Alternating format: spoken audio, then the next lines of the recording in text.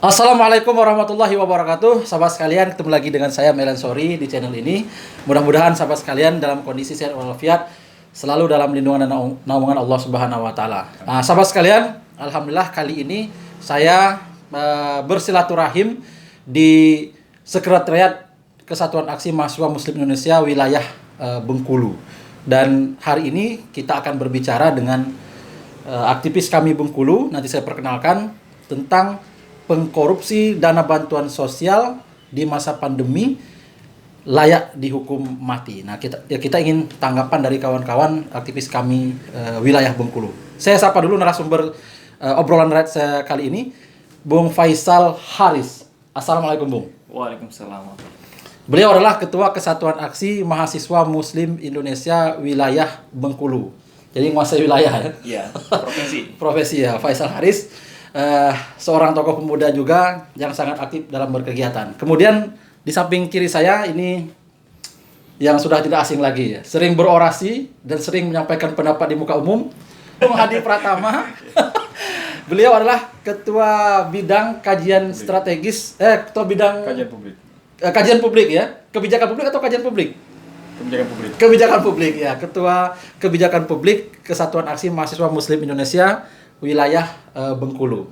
Dan beliau ini sangat aktif sekali dalam menyoroti berbagai kebijakan pemerintah di Provinsi Bengkulu ataupun di nasional. Nah, sahabat sekalian, kita ingin bertanya ini kepada yang pertama, kepada Bung Hadi atau Bung Faisal dulu nih? Bung Hadi aja. Bung Hadi ya, kayak Bung Hadi dulu, berkaitan dengan ini kan di masa pandemi, tapi ternyata ada oknum-oknum tertentu yang kemudian juga tega istilahnya mengkorup dana bantuan sosial ini. Bagaimana menurut pendapat Bung Hadi? Ya, pertama memang ini menjadi suatu hal yang baru bagi kita menghadapi pandemi dan tentu menjadi kedukaan bagi seluruh masyarakat Indonesia. Betul. Baik di tingkat atas ataupun di tingkat daerah paling bawah sekalipun.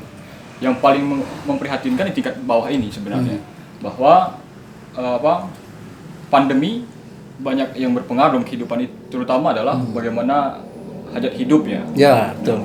Kemudian ketika terjadi pandemi ini mestinya negara itulah yang kemudian hadir membantu kemudian masyarakat yang saat ini sedang terdampak. Namun ada sesuatu hal yang berbeda hari ini. Kenyataannya negara dalam hal ini ya. Bahwa Menteri Sosial kita Pak Juliari ya. Juliari Batubara terjerat kasus korupsi ini. Ya. Korupsinya adalah bansos juga. Bantuan sosial yang menerima suap bantuan fee ya, bantuan sosial ya. Yang ditujukan kepada masyarakat miskin ini tadi. Nah, tentu bagi kita yang masih memiliki hati nurani, Betul. ini sangat terharu sekali. Nah, nanti barangkali kita masuk ke dalam hal yang lebih substantif. Tetapi ini merupakan bentuk gambaran, bukan negaranya hadir, tetapi oknum dari pemangku jabatan tertinggi dari negara mempertontonkan suatu hal yang sangat jauh dari norma kita, baik pun norma susila kita, kemudian norma moral kita, dan kemudian yang terpenting adalah norma hukum kita. Ya. Jadi sangat prihatin sekali ya sebagai aktivis pemuda, sebagai aktivis Muslim melihat kelakuan dari ini kan bawahan dari presiden ya, harusnya membantu presiden untuk kemudian membantu masyarakat di masa pandemi, tapi ternyata memanfaatkan peluang ini untuk kepentingan pribadi. Dan sekarang sudah terjaring KPK. Menurut Bung Hadi, ini hukuman yang paling layaknya apakah layak seorang orang yang memanfaatkan seperti ini sudah layak atau belum dihukum mati? Ya, pertama saya ingin sampaikan standing position dari Kesatuan Aksi Mahasiswa Muslim Indonesia bahwa sejak kami ini lahir dan kemudian berdiri, itu tidak pernah mengatakan bahwa kita pernah berdamai dengan tindakan-tindakan semacam itu. Tindakan koruptif dan sesuatu hal kebatilan itu. Nah, jadi karena kebatilan adalah musuh abadi kami. Oke, siap. Terus ini menarik ini. Tidak pernah berdamai ya dengan hal itu. Tidak pernah berdamai. Ya. Jadi hal yang semacam ini menjadi suatu sorotan bagi kita. Dan kemudian ada sesuatu hal yang menarik juga dari apa yang dilakukan oleh pembantu presiden ini. Dan tentu merugikan Presiden Jokowi sekali. Ya, betul. Nah, ini mencoreng sesuatu hal yang sudah buruk menjadi lebih buruk lagi. Betul. Kemudian tindakan korupsinya ini dilakukan di saat pandemi. Kalau kita menyadari bahwa korupsi itu adalah extraordinary crime, maka ini the most extraordinary crime. Luar biasa ya. Kalau di undang-undang Nah. pemberantasan tindak pidana korupsi itu extraordinary crime. Kalau ini dilakukan di masa pandemi, the most Extraordinary Extraordinary crime. crime. Di dalam Undang-Undang 31 tahun 1999 bahwa ketika korupsi itu dilakukan di saat terjadi pandemi atau bencana alam dan sebagainya itu ada pemberatan. pemberatan. Nah, pemberatannya itu adalah bisa dihukum mati. Tipikor. Undang-undang Tipikor pidana ya. korupsi. Korupsi ya. Nah, jadi hal semacam ini mantan dari Menteri Sosial kita ini dalam perspektif hukumnya itu bisa saja diancam dengan pemberatan tadi. Pemberatan tadi ya, betul. Namun kita sering sekali itu dibenturkan dengan adanya Perpu nomor 1 tahun 2020. Menarik isu ini. Namun di bagian akhir nanti kita betul-betul menantang penegak hukum. Apakah berani atau tidak untuk menerapkan konstruksi hukum yang sudah ada dan jelas ini itu betul-betul optimal, sehingga betul-betul apa yang diharapkan oleh masyarakat dan kemudian itu menjadi watak dari orang Indonesia itu yang memiliki rasa malu, kemudian jujur dan keberpihakan atas suatu kebenaran itu setara dengan penerapan hukumnya. Ini yang mesti kita bahas di. Jadi baik, saya ke Pak Ketua kami wilayah Bengkulu dari sisi misalkan tinjauan kepantasan, kemudian tinjauan mungkin perspektif agama manapun itu kan melarang korupsi dan lain sebagainya. Mungkin Pak Faisal punya perspektif tentang bagaimana korupsi dana bantuan sosial ini dilakukan di masa pandemi. Sedangkan di masa tidak pandemi saja mengkorup dana bansos itu kan tidak layak. Nah, Bung Faisal seperti apa melihatnya? Ya baik, mungkin yang pertama terkait boleh atau tidaknya gitu ya. Kita karena ditinjau dari sudut agama pun ya, kalau secara fikih ya, memang tidak ada boleh gitu untuk seseorang ataupun kelompok ya untuk mengadili dalam lingkup negaraan, karena memang itu adalah wilayah hukumnya sendiri. Tetapi secara layak atau tidak, yaitu tadi masih dalam penyidikan dan sebagainya. Tetapi dalam kami ya, Kesatuan Aksi Mahasiswa Muslim Indonesia, tentu melihat itu ya sesuai dengan paradigmanya tadi ya, itu adalah kebatilan dalam musuh abadi kami. Kebatilan. Dan itu kebatilan ya. Ya bentuk kebatilan ya. Kebatilan itu ya banyak ya bentuknya ya. Dan ini adalah salah satu itu tadi dikatakan adalah extraordinary crime. Extraordinary crime. Adalah kejahatan yang luar biasa gitu. Kalau kita ketahui ya, orang maling ya. Maling itu kan mengambil hak orang lain. Mengambil hak orang lain, betul. Mengambil hak orang lain dan jangkaan yang besar gitu. Kita mengambilnya dalam ukuran yang sudah ditentukan ya dalam hukum Islam itu ada tingkatannya kan. Itu dalam beberapa dinar atau dirham ya ataupun beberapa gram emas itu sudah dihukum potong tangan gitu. Potong tangan ya. Itu secara hukum Islam. Apalagi ya ini sudah dana yang sangat besar sekali sangat gitu. Besar dan di masa pandemi. Di masa pandemi gitu. Orang saat ini merindukan ya seorang pemimpin hadir ya dalam solusi krisis yang saat ini. Dan ini juga menjadi ya kita sebagai anak kami menyayangkan itu semua gitu. Bahwa ya secara nilai keislaman ya ini sangat bertolak belakang sekali gitu. Hanya orang yang sudah kehilangan hati nuraninya melakukan itu ya. Melakukan hal seperti ini di tengah kondisi orang lagi miskin, lagi kelaparan dan lain sebagainya ya. Lagi orang sudah ya titik nadir lah kalau bisa pada saat ini gitu. Orang-orang yang sudah krisis. Ya kita tahu bersama ya kalau dalam segi ekonomi kan orang yang sudah saat ini menengah ke bawah itu sudah semakin turun lagi gitu. Semakin turun ya. Semakin turun ya, yang krisis tambah krisis lagi, yang miskin tambah miskin. Ya. Nah, ini yang menjadi kita dalam hal ya melihat dana bansos ini ya tentu ini sangat ya disayangkan. Sangat disayangkan ya. Artinya kami wilayah Bengkulu ini boleh dibilang itu mengutuk keras juga tindakan seperti itu. Mengutuk keras. Baik ini luar biasa. Pak Ketua kita kembali lagi ke Bung Hadi. Nah, Bung Hadi, ini kan sangat rawan, bantuan sosial ini sangat rawan diselewengkan, sangat rawan dengan suap menyuapnya karena bansos bentuk barang itu kan ada pihak ketiga juga yang kemudian pengadaan dan sebagainya. Bung Hadi melihat ini, apakah sudah layak kemudian bantuan sosial itu diberikan dalam bentuk uang tunai misalnya seperti itu. Itu mungkin bagaimana evaluasi Bung Hadi? Ya, kita mesti juga membuka data bahwa di APBD tahun 2020 APBN tahun 2020 itu ada 405,1 triliun yang digelontorkan oleh negara untuk bagaimana kemudian menyelamatkan kita semua ini dari masa pandemi ini. Dan ada 110 triliun untuk kemudian bantuan sosial itu. Nah, ini tentu juga yang terjadi dari evaluasi ya? Dari evaluasi yang terjadi dan faktanya bahwa yang terjadi korupsi ini terjadi penunjukan dan kemudian ketika ini tidak disalurkan secara langsung kepada masyarakat. Ya, misalnya yang terjadi tadi dengan Menteri Sosial kita. Menteri Sosial. Ketika adanya bantuan barang dan kemudian yang diselewengkan adalah tas dari bantuan barang itu. Nah, hal-hal yang semacam ini menjadi peluang besar bagi orang-orang yang tidak memiliki nurani tadi itu untuk memanfaatkan sekecil apapun peluang itu. Nah, jadi bukan hanya bantuan evaluasi isinya tapi juga bungkusnya juga. Tidak isinya, bungkusnya. Karena ada pengadaan kan. Nah, kalau tidak ada bungkus barang isinya juga. Jadi evaluasinya memang akan lebih baik ketika yang ada dari pusat itu langsung kepada orang yang menerimanya. Apalagi kita dibantu dengan teknologi yang sudah serba canggih pada saat ini. Nah, itu daripada kita menggunakan barang gitu. Jadi maksudnya bantuan langsung. Bantuan tunai. Ya. Langsung diberikan kepada penerima. Ke rekeningnya bila perlu. Ke rekening gitu kan. Dan itu bisa kita lakukan gitu kan, bisa kita lakukan. Ketika ada itikat baik tadi. Tapi kalau seandainya itikatnya tidak baik, sudah ada niat jahat misalkan, kalau dengan uang tunai selesai cuman transfer, tapi kalau kemudian birokrasi diperpanjang, bantuan sosial dalam bentuk barang kan banyak pengadaan. Nah, itu mungkin sudah berbeda lagi ya, Bung Hadi. Artinya political will-nya ada. Tinggal political will. Ada markup dan sebagainya. Nah, betul ya. Nah, jadi kembali kepada substansi dari tema kita.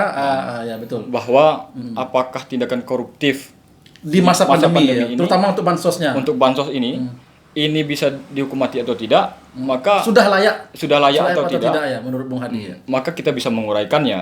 Nah, pertama bahwa kita rindu dengan sosok dengan sosok yang betul-betul membaur dan kemudian mencium keringat rakyat itu ketika dia menderita. Misalnya ketika bencana dia hadir di tengah-tengah rakyat, kemudian sama-sama bermalam di situ untuk mengolah jiwanya agar merasakan apa yang dideritakan oleh rakyat. Bukan malah menjadi orang-orang yang mengambil keuntungan ketika terjadinya musibah bagi kita semua ini. Nah, kita rindu akan sosok itu. Nah, dan kemudian dalam adagi hukum itu mengatakan bahwa walaupun langit akan runtuh, hukum harus ditegakkan. Nah, keadilan sosial itu harus terrealisasi. Terrealisasi. Nah, kalaulah bahwa Indonesia itu juga membuka peluang untuk bagaimana kemudian menerapkan hukuman mati. Ini terjadi misalnya di tindak pidana narkotika seperti misalnya halnya Freddy Budiman. Ketika kita komparasikan dengan kasus bansos ini yang the most extraordinary crime tadi, itu kenapa tidak bisa dilakukan gitu? Dengan syarat-syarat tadi sudah pemberatan dan kemudian Perpu nomor 1 tahun 2020 itu ketika tidak ada itikat baik tadi, artinya bisa saja kan? Ini bisa juga diterapkan. Nah, namun yang menjadi hal paling penting adalah tadi bagian yang menantang itu tadi. Pertama adalah tantangan untuk kita para penegak hukum, terutama ada jaksa. Para penegak hukum kita ya. Jaksa berani atau tidak untuk tuntutan maksimal dengan narasi pemberatan tadi. Nah, kemudian kedua, hakim berani atau tidak memutuskan itu. Nah, jadi ini menjadi suatu hal yang tantangan bagi penegakan hukum kita. Itu tantangan kepada penegak hukum. Nah, sekarang dengan kawan-kawan aktivisnya seperti apa nih? Nah, sekarang yang kita saksikan bersama-sama tengah-tengah masyarakat kita bahwa kita sudah muak dengan hal semacam ini, dengan tindakan-tindakan korupsi. Yang berhari-hari itu menjadi suatu hal nyanyian sebelum tidur kita. Nah, maka dari itu kemarahan rakyat itu semakin bertumpuk pada dasarnya. Nah, maka pada tanpa analisis hukum dan sebagainya, ya ini layak saja bagi masyarakat untuk dihukum mati agar memberikan suatu efek jerah bagi mereka. Dan kita yakin itu kalau dihukum mati mungkin efek jerahnya sangat signifikan. Sangat signifikan. Nah, kemudian mungkin kami sebagai pemuda dan mahasiswa juga dan yang bergerak di kepemudaan ini, bahwa kita tidak boleh bosan atau kita tidak boleh menganggap tindakan korupsi atau mencuri uang rakyat ini adalah tindakan-tindakan yang biasa-biasa saja. Tapi Karena tindakan korupsi ini sudah terlalu banyak hadir di tengah-tengah kita, maka kelamaan kita terbiasa saja itu. Betul. Nah, biasa saja orang korupsi seperti itu. Memang permainan dari politik semacam itu. Nah, itu tidak bisa tidak bisa dibiarkan. Kita biarkan. Kita tetap mesti harus melawan. Kita tetap mesti harus saling menyiarkan bahwa tindakan korupsi itu tidak benar. Dan kemudian kita berupaya terus-menerus untuk bagaimana kemudian keadilan sosial tadi mesti harus ditegakkan. Betul. Nah, dari perspektif norma moralitasnya dan kemudian norma hukumnya masih harus seimbang gitu. Nah, kalaulah di Jepang ya, kalau di Jepang bahkan di Cina dan sebagainya itu yang komunis, yang kemudian tidak memiliki nilai-nilai ketuhanan seperti Indonesia yang menjadi Tapi satu. mereka bisa tegas. Mereka bisa tegas bahkan tegas kepada dirinya sendiri. Ya. Ketika korupsi dan membuat malu negara ya. Dia bunuh diri. Secara kesatria. Secara kesatria, Ya. luar biasa. Tapi bunuh diri tidak juga benar. Gitu. Jangan ya. Tetapi Baik. Ya ada yang istilahnya apa itu? Harakiri ya, saya lupa. Harakiri. Tapi kita tidak boleh ya bunuh diri itu ya, karena berdosa. Baik, masih lanjut atau ke Pak Faisal nih? Ke Pak Faisal. Nah, ini ke Pak Ketua lagi nih, Pak Ketua. Apa saran Pak Faisal kepada penyelenggara negara, baik itu di tingkatan nasional atau kemudian di tingkatan daerah, apalagi di kabupaten, di provinsi. Ini skalanya kami wilayah adalah provinsi. Apa himbauan Pak Faisal terkait dengan di masa pandemi ini untuk kemudian menghindari dari bantuan-bantuan sosial yang kemudian mestinya tidak diselewengkan. Nah, silakan Pak Faisal. Oke, baik. Mungkin dari latar belakang. Semacam nasihat lah ya kepada penyelenggara negara. Ya. Ya, sedikit untuk melatar belakangi itu semua, melihat dari bagaimana kita bicara korupsi nggak cuma sehari 2 hari ini kan. Bahwa ini sudah menjadi yang menjadi salah satu ya, bahwa sudah menjadi budaya gitu. Sudah menjadi budaya. Dan jangan. Jangan. Jangan. Ya. Nah, ini yang menjadi sangat mirisnya, bahwa yang penting yang harus dilakukan adalah bahwa di tingkat ya pusat, daerah ya, nah, provinsi, daerah ya, sampai ke kota ataupun yang tingkat yang paling kecil sekalipun. Ya. Karena yang pertama ya, memang kalau perspektif saya pribadi ya, melihatnya memang jauh ditinjau dari apa sih korupsi itu gitu kan. Apa sih kita harus mengetahui apa itu korupsi gitu. Ya. Karena memang mungkin ya itu dianggap biasa itu tadi, karena sudah menjadi budaya ya, menjadi suatu hal yang biasa gitu. Itu menjadi hal yang normal gitu. Ini yang menjadi ya, harus menjadi kacamata kita bersama bahwa sudah jauhnya gitu kan antara norma kehidupan manusia itu dengan keislamannya itu sendiri ya, ataupun agama yang lain ya, dalam agamanya mereka sendiri. Sudah dianggap biasa, padahal dianggap, kata Bung Hadi tadi ini the most extraordinary crime. crime. Kejahatan yang luar biasa. Berarti kejahatan yang luar biasa itu sudah dianggap biasa gitu. Di kalangan para pejabat sendiri. Nah, ini yang harusnya menjadi tonggak kita sebagai sebagai aktivis ya, terus mahasiswaan, bahwa perlu ya untuk memberikan edukasi kembali kepada masyarakat ya, untuk bagaimana menyadarkan kembali ya pentingnya itu melihat ya bahwa korupsi sekecil apapun itu ya bisa dilihat sebagai kejahatan yang luar biasa. Sebagai kejahatan ya. Apalagi kepada pejabatnya ya. Pada pejabatnya juga harus diberi peringatan juga. Ya, baik. Karena kita sebagai seorang muslim ya, kita sebagai seorang Kesatuan Aksi Mahasiswa Muslim ya, kita sebagai keislaman yang benar, kita memiliki ya yang dalam hal dosa dan pahala ya, antara yang mubah dan haram gitu kan. Hak yang batil. Yang hak dan yang batil ya. Itu sudah jelas dalam agama kita, dan itu ya bukan lagi bicara tentang besar dan kecil. Ya. Karena kalau kita bicara tentang korupsi, memang ya kalau kita bicara korupsi ada kalanya yang besar itu dihukum ya. Yang kecil ya itu biasa aja, tapi ataupun yang sebaliknya itu kan yang terjadi ya. Tetapi ya kita sebagai seorang muslim juga harus mengetahui, jangan-jangan ya yang sudah berlalu-lalu ini ya secara sistematis dan masif ya dalam hal korupsi ini, itu memang ya sudah ya rakyatnya sendiri yang kurang begitu ya acuh dan acuh dalam hal korupsi ini ya. Nah, kita sebagai seorang muslim tidak bisa seperti itu. Harus sama-sama mengingatkan pemerintah ya, karena dalam hal ya baik dan buruk itu bukan hanya sekedar hukum normatif saja, tetapi ini adalah bagaimana pertanggungjawaban kita di hadapan Allah Subhanahu wa taala. Luar biasa ini Pak Ustadz. Ya. Baik. Karena ya itu tadi, karena kita harus mengetahui bahwa bukan hanya di dunia ini saja ya, karena kita harus bicara tentang keimanan juga kalau bicara tentang kebatilan. Apalagi harta dari korupsi itu diberikan kepada anaknya, istrinya, itu menjadi lebih, hal yang haram kan? Ya, itu mudarat yang lebih besar lagi. Mudarat yang lebih besar lagi. Karena kalau kita bicara tentang kemaslahatan juga secara sistematis ya, kalau ini dibiarkan, ini akan menjadi mudarat yang sangat besar sekali.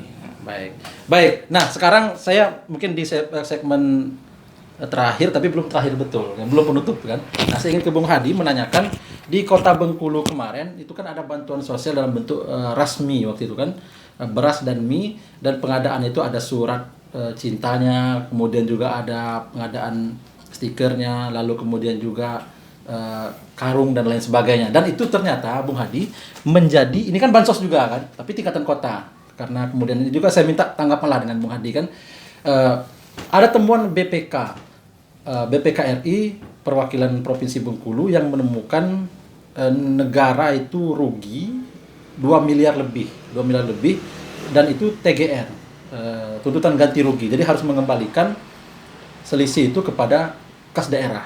Kalau tidak artinya sudah masuk ke ranah pelanggaran hukum kan. Nah, Bung Hadi melihat di skala kota kita ini berkaitan dengan ternyata di masa pandemi di kota kita ini bukan hanya skala nasional, tapi memang belum masuk ke ranah hukum kan. Tapi ada temuan BPK, artinya itu sudah ada penyelewengan. Nah, Bung Hadi melihat seperti apa? Ya, betul. Kita juga kemarin itu dikejutkan juga dengan aksi heroik ya. Aksi heroik yang dilakukan oleh pemerintah kota. Nah, dengan pembagian miras. Ya, mie dan beras. Miras. Ya, bukan miras minuman ya. Karena sekarang lagi heboh tentang miras. Miras ya. Ya, mie dan beras. Ya, mie dan beras ya. Dan ada stiker, ada karungnya, karung dan sebagainya itu. Beras dan mie ya. Saya dapat juga gitu kan. Bahkan pejabat-pejabat tingkat gubernur pun juga mendapatkan itu. Artinya dari yang miskin sampai yang yang tidak berhak mendapatkannya pun dapat juga. Iya, merata. Padahal itu sebenarnya tidak boleh. Dari perspektif keadilan pun, keadilan itu tidak mesti tidak seperti sama, itu. Ya. Gitu. Karena orang kaya tidak perlu lagi. Nah dan kemudian, ada temuan. Dan soal temuan ini, kita mesti harap cemas juga gitu. Kalau memang sudah mendapatkan temuan semacam ini. Ya, miliaran. Kita gubernur berapa kali kita tersandung kasus korupsi. Kemudian ini temuan BPK ini jangan kita anggap hal suatu hal yang remeh. Ini menjadi suatu hal yang mesti harus kita kawal bersama, bahwa terjadi temuan oleh BPK tentu tidak dengan analisis yang dangkal. Ketika ini sampaikan ke publik, maka tentu apabila diberikan tenggang waktu untuk mengembalikan kerugian APBD ini, TGR tadi ya, tuntutan ganti rugi ya. Tuntutan ganti rugi ini, maka ada baiknya ketika ada itikat baik, maka bisa diselesaikan.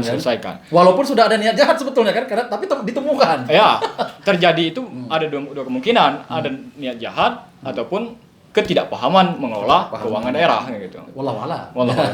Cuma dan mereka lah yang tahu kan. Hanya Allah dan mereka yang tahu. Ya. Nah, namun ini mesti menjadi suatu sorotan serius bagi kita. Nah, kalau ini betul-betul merupakan suatu kelalaian ataupun penyelewengan disengaja, maka tentu hukum harus ditegakkan juga gitu kan, dengan siapapun. Artinya Bung Hadi sangat miris ya melihat itu sebetulnya. Ya, dengan temuan BPK ini saya siap siaga juga gitu. Siap siaga juga. Ternyata itu? Berbulu domba loh. Ada serigala berbulu domba. Intinya ada orang yang memanfaatkan situasi ini. Memanfaatkan situasi ini untuk kepentingan pribadi gitu ya. Ataupun ketidakpahamannya mengelola keuangan daerah tadi, mengelola pemerintahan. Wallahualam dan dialah yang tahu ya. Baik. Ini sesuatu hal yang miris bagi kita gitu kan. Kedukaan juga bagi kita semua. Karena itu tadi memang dana bansos ini memang rentan untuk kemudian diselewengkan. Baik. Sahabat sekalian, luar biasa dialog saya dengan dua pemuda progresif ini ya, dua pemuda yang saking progresifnya ini belum nikah. Ya mudah-mudahan sebentar lagi ya. Amin. Adi juga sebentar lagi. Baik, di segmen terakhir ini saya ingin penutup tentang tema kita kali ini, yaitu pengkorupsi dana bantuan sosial di masa pandemi layak dihukum mati. Nah mungkin closing statement yang pertama ke Pak Ustadz Faisal Haris ya. Silakan closingnya ya. Ya, baik.